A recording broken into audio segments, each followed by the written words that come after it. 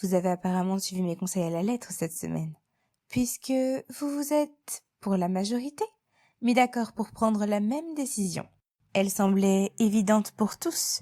Vous avez l'air d'aimer le danger, puisque vous avez choisi de laisser Sacha continuer dans la salle de jeu, bien décidé à ce qu'il se fasse peur aux invités, malgré le danger qui semble présent. Bien décidé à flanquer la trouille aux invités et à ne pas décevoir Victoria, je continue de monter l'escalier. Les marches grincent de plus en plus dans l'espace réduit qui conduit à la salle de jeu. La vieille porte, à l'encadrement poussiéreux, émet un bruit aigu lorsque je force d'un petit coup d'épaule pour l'ouvrir. Des fenêtres circulaires et mansardées projettent dans la pièce les rayons de la lune dans le ciel nocturne.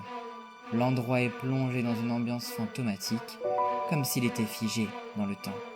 Alors que je me demande à quand remonte la dernière fois où quelqu'un s'est introduit dans cette pièce, la porte se referme dans mon dos avec un bruit sourd.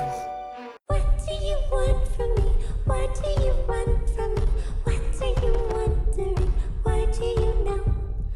Why are you scared?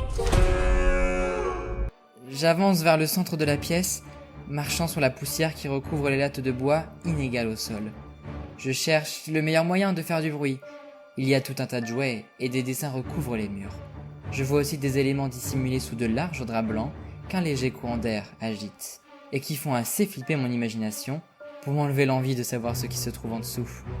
Conclusion, sauter sur le plancher de tout mon poids devrait être amplement suffisant. J'en profiterai sûrement pour pousser un cri. Au moment où je m'accroupis légèrement, prêt à bondir, un grincement métallique me stoppe dans mon élan. Il provient de derrière une commode. Le son me fait penser à celui d'une roue mal graissée. Une voix musicale retentit dans les ténèbres, fredonnant une comptine. Au creux de la nuit retentit le cri. Je me fiche sur place, ne croyant pas à ce que je suis en train de voir. Un tricycle pour enfants sort lentement de derrière le meuble, dans un mouvement saccadé. Petit à petit, la roue, puis le guidon.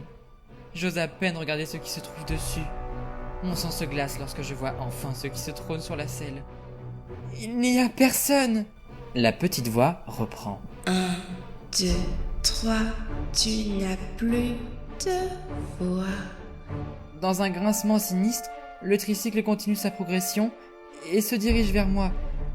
Le cri que je suis sur le point de lâcher ne sort pas. Je commence à prendre la fuite, les mains légèrement tremblantes. Ouvrant la porte à la volée, je m'apprête à dévaler les escaliers.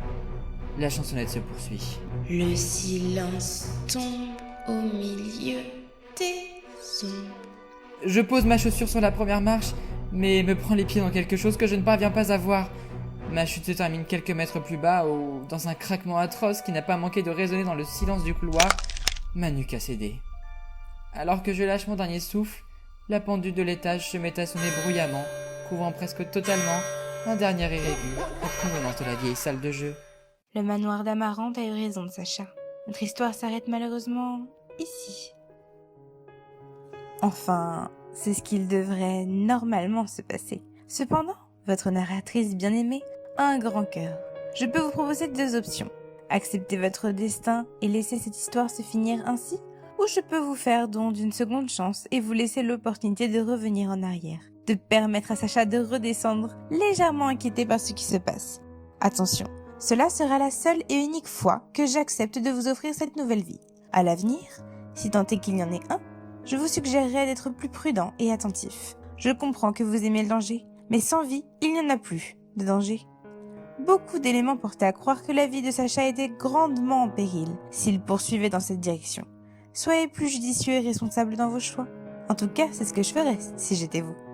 Alors, acceptez-vous d'embrasser le chemin de la mort ou utilisez-vous cette chance que je vous offre pour revenir sur votre décision ?